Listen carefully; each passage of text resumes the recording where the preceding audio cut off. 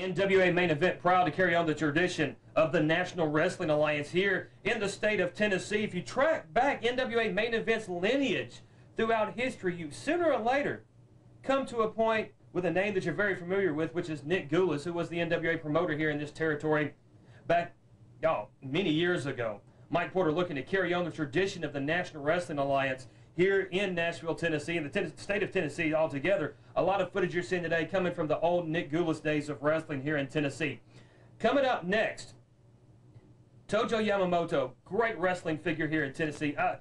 I was in elementary school, 7 years old, saw my first wrestling match in Fairview, Tennessee, sitting in the high school gym, and the one memory I have from that, and this is a straight up, was Tojo Yamamoto beating somebody with a kendo stick on the floor. And I will always remember Tojo, because I got in trouble that night because I yelled obscenities at him. My dad found out. But I'll always remember Tojo for that moment because he brought out the anger. When Tojo was the bad guy, Tojo could bring out the anger in anyone. He could make you despise him.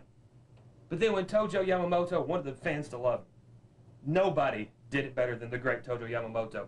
WKRN Channel 2 did a special piece right after the death of Tojo Yamamoto, and we have that footage right now. Master of the Claw. Channel 2's Ron Collins reports tonight on the man who was loved by his friends but feared by his competitors.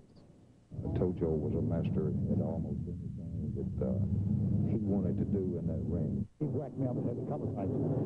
But, you know, that's the game. You know, you're liable to get hurt. Words spoken by men who were in the ring with wrestler Tojo Yamamoto.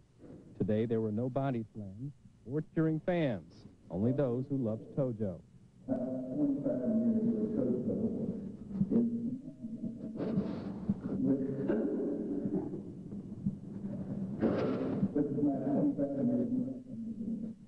Jerry Jarrett, president of the United States Wrestling Association, tearfully eulogized Tojo. The two began as young wrestlers in 1959.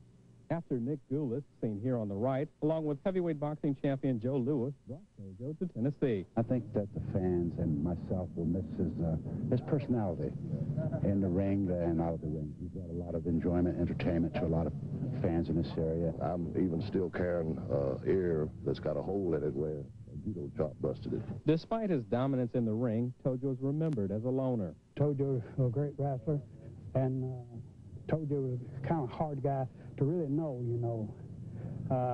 You had to stay with him day and night, know him real well. His years as a wrestling hero included visits with Tandy Rice at a telethon right here in the Channel 2 studios. Friends and loved ones say Tojo Yamamoto's kind heart will live on forever. Ron Collins, Channel 2 News, Nightside. Tojo died Wednesday of an apparent self-inflicted gunshot wound. He was 51.